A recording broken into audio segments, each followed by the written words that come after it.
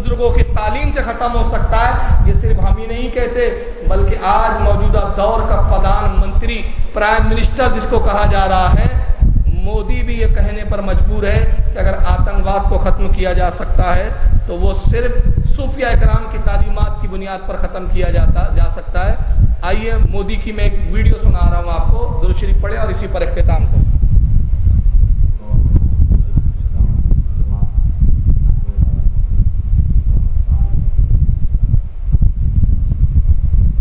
بہرحال ابھی وہ ویڈیو میرے پاس اس میں موجود نہیں ہے، لیکن بہرحال میڈیا میں بھی وہ آئی تھی جس میں مودی نے خود کہا تھا کہ اگر صوفیزم کو فروغ دیا جائے تبھی دنیا سے آتنکواد، دہشت گردی مٹائی جا سکتی ہے۔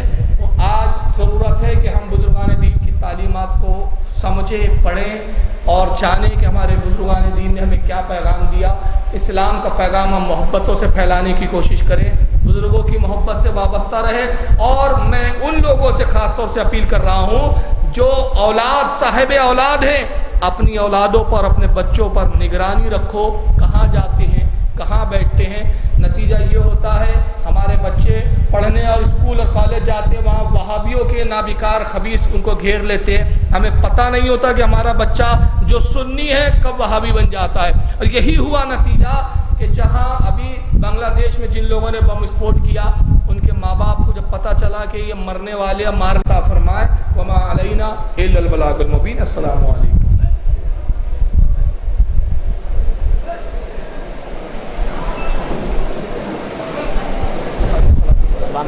اور ڈھاتے وقت یہی کہا تھا محمد کی ماں کافر ہے، محمد کا باپ کافر ہے۔ اپنے باپ کی بات نبھانے کے لیے امام اعظم کی کتابوں میں تحریف کیا اور لکھ دیا والدہ رسول اللہ صلی اللہ علیہ وسلم ماتا علی الکفر، جبکہ امام اعظم کی پرانی کتابوں کے نسخوں میں کیا ملتا ہے؟ والدہ رسول اللہ صلی اللہ علیہ وسلم ماتا علی الکفر۔ ایک لفظ کون سا اس میں؟ ماں ماتا علی الکفر، ایک ماں کو اڑا دیا۔ ماں نفی کے لیے آتا ہے اور اس کے معنی کیا ہوئے؟ رسول اللہ کے والدین ماں اور باپ ہرگز ہرگز کفر پر نہیں مرے۔ وہ لکھ رہے ہیں نہیں مرے اور انہوں نے ماں اٹھا کے کر دیا کفر پر مرے۔ یعنی وہابیوں کا کمینہ پن دیکھیے، اپنا عقیدہ بچانے کے لیے، اپنا باطل عقیدہ لوگوں میں عام کرنے کے لیے بزرگوں کی کتابوں سے بھی چھیڑخانی۔ اس کی مثال ایسا سمجھے آپ، میں نے ایک جملہ کہا تقریر میں، اور میں نے کہا کہ حضرات کھڑے ہو کر پانی پینا ناجائز ہے۔ میں نے کیا کہا؟ کھڑے ہو کر پانی پینا ناجائز ہے۔ بتانے والے نے لفظ نہ اڑا دیا اور کہا، فاروق رضوی نے کہا کھڑے ہو کر پانی پینا نہ غائب ہو گیا، بات ہی بدل گئی۔ امام اعظم تو کہہ رہے ہیں ماں ماتا علی الکفر، ان کی موت کفر پر نہیں ہوئی، اور ماں ہٹا کے خبیثوں نے عبارت ہی بدل دی، جبکہ ہمارے بزرگوں نے ان کے رسول اللہ کے والدین کی ایمان پر دلائل دی۔ میں ایک آپ کے فہم کے حساب سے بہت زیادہ گہرائی میں نہیں جا رہا ہوں، اگر اس کے لیے آپ کو دلچسپی ہو تو نیٹ پر میری ایک تقریر موجود ہے جس کا نام ہے والدین مصطفیٰ کا ایمان، بہت تحقیقی تقریر ہے، وہابڑوں کی کلپوں کے اعتراضوں کے جوابات کے ساتھ میں نے رسول اللہ کے والدین کے ایمان پر گفتگو کی ہے۔ صرف آپ کے فہم کتاب سے ایک دلیل دے کے آگے بڑھ جاؤں گا۔ حضرت علامہ امام اسماعیل حقی تفسیر روح البیان، صاحب تفسیر روح البیان، جن کی تفسیر یہ وہابی بھی پڑھتے ہیں، وہ سورہ یونس کے اندر ایک تفسیر میں لکھتے ہیں، سورہ یونس کی تفسیر میں، کہ حضرت یونس علیہ السلام کو مچھلی نے نگل لیا۔ کتنے سال حضرت یونس مچھلی کے پیٹ میں رہے؟ کتنے دن رہے آپ کو معلوم ہے؟ بولیے کتنے دن رہے؟ مجمع میں کسی کو نہیں معلوم، علماء نہ بولے۔ ہاں کتنے؟ نہیں آواز آئی بھائی؟ 40 دن رہے حضرت یونس علیہ السلام مچھلی کے پیٹ میں 40 دن رہے۔ علامہ اسماعیل حق کی حدیث روایت نقل کرتے ہیں کہ مچھلی نے 40 دن کے بعد اللہ کے حکم سے حضرت یونس کو باہر اگلا، معاف کیجیے گا، باہر اگلا۔ اللہ نے مچھلی سے خطاب کیا اور کہا ہے مچھلی میں تجھ سے راضی ہو گیا۔ میرے نبی یونس کو اپنے شکم میں لے کے رکھا، 40 دن گھوما، حفاظت کیا میرے نبی کی، میرے نبی کا قیام تیرے پیٹ میں تیرے شکم میں رہا۔ کیا انعام چاہتی ہے بتا، کیا انعام چاہیے؟ مچھلی بھی بڑی ٹن ٹناٹن سننی تھی، اس نے یہ نہیں کہا پروردگار سعودیہ کا سونا چاہیے، سعودیہ کی ریال چاہیے، لمبی زندگی چاہیے نہیں. دیکھیے سنی تھی مچھلی کہ رب کائنات اگر تو انعام دینا چاہتا ہے، مجھ سے راضی ہے، تو تیرے نبی جو آخری نبی تو مبعوث کریں گا، جس کے صدقے میں کائنات بنائی ہے محمد صلی اللہ علیہ وسلم، ان کو جو جنت میں تو نے نہر کوثر عطا کی ہے، اس نہر میں مجھے ڈال دے تاکہ میں جنتیوں کے ساتھ دل لباؤں اور جنتی میرے ساتھ دل لبائے. علامہ اسماعیل کہتے ہیں عزیز غور تو کر، اس مچھلی کو اللہ نے نہر کوثر میں ڈال دیا. جنت میں مچھلی موجود ہے، قیامت تک بعد میں موجود رہیں گی. جنتی جب جائیں گے اس سے دل لبھائیں گے، وہ جنتیوں کو دیکھ کر خوش ہوں گی، جنتی اس کو دیکھ کر خوش ہوں گے. علامہ اسماعیل کہتے ہیں عزیز غور نہیں کیا تو نے؟ ارے وہ مچھلی جس کے شکم میں، جس کے پیٹ میں نبی کا غلام یونس 40 دن رہے، وہ جنت میں چلی جائے. جس شکم میں نبیوں کا تاجدار محمد 9 مہینے رہا ہو، وہ کافر ہو کر جہنم میں کیسے جا سکتی ہے؟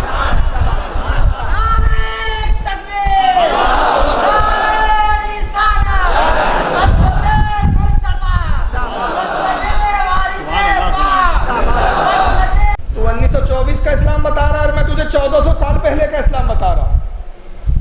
1924 میں یہ سب بند ہوا ہے، قبروں کو 1924 میں شہید کیا گیا.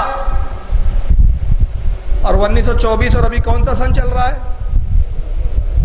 2016. یعنی ابھی 8 سال بھی باقی ہے 100 سال پورے ہونے کو. یعنی ان کی وہابیت کو تو ابھی 1 سینچری بھی پوری نہیں ہوئی. اور یہ اسلام صحیح ہے. اچھا وہ صحیح ہے، ہندوستان والے غلط ہے. تو میں نے کہا اچھا چل ایک سوال کا جواب دے. بہت کمایا، بہت پڑھ لکھ کر تو گیا تھا، تو یہ بتا کہ سعودیہ میں جو بھی ہوتا ہے سب صحیح ہے، سعودیہ میں جو بھی پیدا ہوتا ہے وہی مسلمان، سب صحیح سب صحیح. تو یہ ابو جہل انڈیا میں پیدا ہوا تھا کیا؟ یہ عتبہ کا انڈیا کی پیداوار ہے، یہ شیبہ انڈیا کی پیداوار ہے، یہ پھر جو ہے یزید انڈیا کی پیداوار ہے، حجاج بن یوسف انڈیا کی پیداوار ہے، ابو لہب انڈیا کی پیداوار ہے. مجھے بتاؤ یہ قرآن میں سورہ منافقون جو ہے، سورہ کافرون جو ہے، یہ ہندوستان میں اتری کہ مکہ اور مدینہ میں اتری؟ کہاں اتری؟ بولو کہاں اتری بھائی؟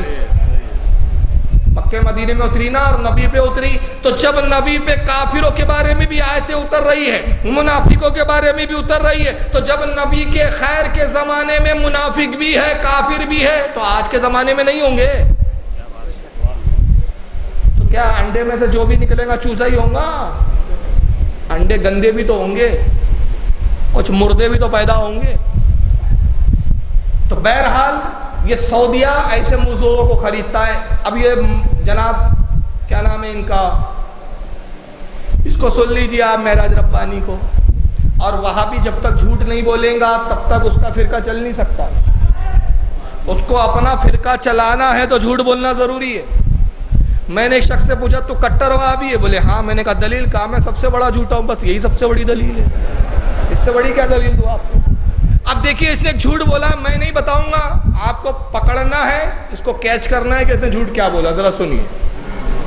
سوال ہمارے کسی بھائی نے کیا ہے کہ قبر پرستی کو مٹانے کے لیے ہمیں کیا کرنا چاہیے، یعنی کس طرح درگاہوں کو ختم کرنا چاہیے یا ختم کیا جا سکتا ہے؟ شیخ بڑا صاحب نے کہا اس کے نام دیکھیں اس کے دو طریقے ہیں. ایک طریقہ تو یہ ہے کہ اللہ تعالیٰ نے آپ کو حکومت اور سلطنت کا فرمایا، یا اللہ تعالیٰ نے آپ کو کعبہ کا فرمایا ہے تو ہنسوڑا کیجیے، حضرت ابراہیم کی سنت کا کر دیجیے.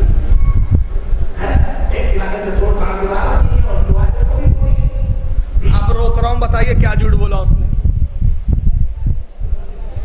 اس نے سوال کیا کہ قبر پرستی کو کیسے ختم کیا جائے، قبروں کو کیسے ختم کر دیا جائے. تو کہا کہ اس کے دو طریقے، ایک تو یہ ہے کہ ہتھوڑا لیجئے، ایک سرے سے توڑیے دوسرے سرے تک توڑ جائیے، حضرت ابراہیم علیہ السلام کی سنت ادا کیجئے.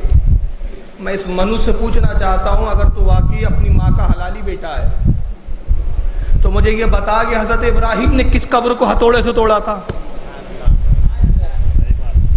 جھوٹ بولتے ہو یار، نبیوں پہ جھوٹ باندھتے ہو، اپنے مذہب پھیلانے کے لیے جھوٹی حدیثیں، جھوٹی روایتیں کچھ بھی گڑھتے ہو.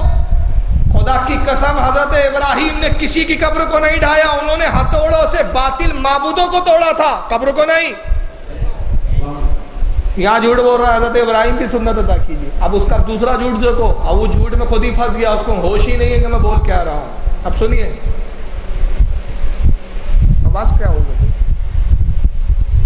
आवाज क्या हुई? खबरें नहीं पूरी जाती थी, बल्कि इसी सऊदी अरबिया के बच्चे कि यहाँ सिर्फ खबरें नहीं पूरी जाती थी, बल्कि इसी हिजाज और जिन्नत के तब तक पूरी जाते थे, जब तक आज से 200 साल पहले, 150 साल पहले, 200 साल पहले जब तक पूरी जाते थे। ये कुंवारी औरतें, ये अरबों की आज जो धुले धुलाए आप नजर आ रहे हैं, देख रहे हो तौहीद पर माशाअल्लाह, ये ऐसे नहीं थे, ये इतने बदअकीदा हो गए थे। ये अभी 200 साल पहले की बात है, इतनी बदअकीदा इनकी औरतें हो गई थी कि ये पेड़ के पास जाती थी और उस पेड़ से अपना पेट रगड़ती थी और कहती थी, एक सिजिल, उसको फैल कहते थे, फैल, एक पेड़ को फैल कहते थे और कहते थे हमको बेटा एक बेटी अता कर, ये हमको शौहर दे दे, वो बेटा एक बेटी अता कर, ये हमको शौहर दे दे। उस पेड़ से इनकी औरतें शौहर मांगती थी। ये देखो जाहलत। कहा ये सऊदिया में जो आज धुले धुलाए बैठे हैं ना, ये ऐसे नहीं थे, ये बहुत बड़े पाखंडी थे पहले से, ये अभी ज़ाहिरी धुले धुलाए बैठे। दरख्त तक पूछते थे ये लोग, और इनकी कवारी औरतें दरख्त के पास जाती थी, उसको फहल कहते थे और अपना पेट रगड़ के बोलती थी, ऐ फहल मुझे बेटा या बेटी दे दे। तो इनके कवारियों को भी बेटे और बेटी पैदा होते हैं क्या? तो कहीं इसकी अम्मी ने भी तो ऐसी किसी दरख्त से इसको मांग के नहीं लाया, क्या फैल मुझे भी कोई बेटा दे दे, तो ये पैदा हो गया, ये मिला उसको। ये है वहाबियों की जहालत। अपने मजहब को सच बताने के लिए देखिए पूरी तारीख बदल रही है कि अरब में शिरक होता था, यानी रसूल के बाद से सब शिरक ही शिरक रहा। यानी सिर्फ 94 साल 98 साल पहले, 98 भी नहीं यार, 8 साल बाकी कितने होंगे, 92 साल 92 साल ईयर्स पहले, यानी उससे पहले जो है वो तौहीद आई है, उससे पहले सब शिरक था। बताइए इससे बड़ा भी कोई और झूठ हो सकता है? बड़े बड़े इमाम गुजरे, बड़े बड़े आलिम आए अरब में, सब मुशरिक और काफिर थे, यही एक तौहीद के ठेकेदार आ गए। लेकिन बहरहाल अभी मौजू तौहीद और शिरक नहीं है, मेरा मौजू है कि आतंकवाद क्या है। कब्रों को ढा दो। अब बताइए जो मरने के बाद किसी का एहतराम ना कर सके वो जिंदों को कब छोड़ेंगे? और दूसरी जगह यही महराज रब्बानी क्या कहता है, जरा सुनिए। कि जहाँ भी कोई मूर्ति नजर आए उसको खत्म करो, बड़ा कब्र मुश्रिक बन जाता है, और जहाँ कहीं भी ऊंची पुख्ता कब्र नजर आए उसे ध्वस्त कर दो। ये नबियों का काम है, ये सहाबा का काम है। मुसलमानों को और इन बने हुए दरगाहियों को और इन बने हुए कब्रों को इनको बर्बाद कर दो, इनको उड़ा दो इस दुनिया से, ये सुना मत बुलाएं, ताकि सब अल्लाह की मंजिलें इस दुनिया के ऊपर रहें, जो अल्लाह का घर है, ये शैतानों का घर है, जहाँ मंजिलों को नहीं पता है। तुम जनाब की बात हमें नहीं पे गुस्सा आ रहा है, जब लोग जहाज की बात करते हैं, जहाज करेंगे, जहाज करेंगे, जहाज करेंगे, और पहले अपनी मंजिलों को तोड़, पहले इन मंजिलों को तोड़, फिर हिंदुओं की मंजिलें खुद बहुत जो है तुम्हारे नामों से खत्म हो जाएंगी और हिंदू बेचारा बदनाम हो जाएगा। इसलिए मुसलमानों को और नौजवानों खास तौर से मेरी नसीहत है, और जहाँ कहीं भी मेरी आवाज आए दुनिया से इन सारे मदारों को खत्म कर दो, और इन बुजुर्गों की सीनों के ऊपर इन जालिमों ने जो इनकी हड्डियां बेचते खाने के लिए खानका जगह बनाए हैं, अगर ये आगे आए तो इनको खत्म कर दो, दुनिया मिटा दो, शिर्क मिट जाएगा, खत्म हो जाएगा। सारा शिर्क कहाँ है? कवर पे। बम से उड़ा दो, नौजवानों उठो। लोग कहते हैं जिहाद करेंगे, जिहाद करेंगे, पहले ये कब्रों को ढाओ, पहले ये जिहाद करो। ये कर लोगे तो बेचारे हिंदू जो है वो खुद ही मुसलमान हो जाएंगे। इससे मुसलमान होंगे कि इस्लाम से और बदजन होंगे? बताइए। इस्लाम से और बदजन होंगे ना, वो देखेंगे कहेंगे कितने नाबिकार है। जब ये अपने बुजुर्ग मरहूम बुजुर्गों की कब्रों का एहतराम नहीं कर सकते, किसी और का क्या एहतराम करेंगे? जब ये अपने बुजुर्गों की इज्जत नहीं कर सकते, किसी और की क्या इज्जत करेंगे? लेकिन ये आतंकवादी लहजा, और उसके बाद फिर आइए एक बहुत बड़ा आतंकवादी इस वक्त का, जिसका नाम है सादिक गिरियानी, लीबिया का मुफ्ती आजम है ये वहां का। इसने अभी 2 साल पहले की बात है फतवा दिया। फतवा क्या दिया? फतवा ये दिया, कहा कि जितनी भी कब्रें हैं, जहां जहां हुकूमत बनती है, जहां जहां कब्जा है, थूक थूक होता है, मगर शख्सियातें बदल जाए तो हम अल्फाज अदबन अलग इस्तेमाल करते हैं। मैं जूता पहनूं तो आप कहेंगे फारूक साहब का जूता है, मगर आका सल्लल्लाहु अलैहि वसल्लम के कदमे नाज़मीन से मस हो जाए तो हम कहते हैं नालैन पाक है तो जूता ही, लेकिन अदबन हम क्या कहते हैं? नालैन पाक। मैं थूकूं तो आप कहेंगे फारूक का थूक है, मगर आका सल्लल्लाहु अलैहि वसल्लम थूक दे तो लवाब दहन है। میرے بال ٹوٹ کے گر جائیں تو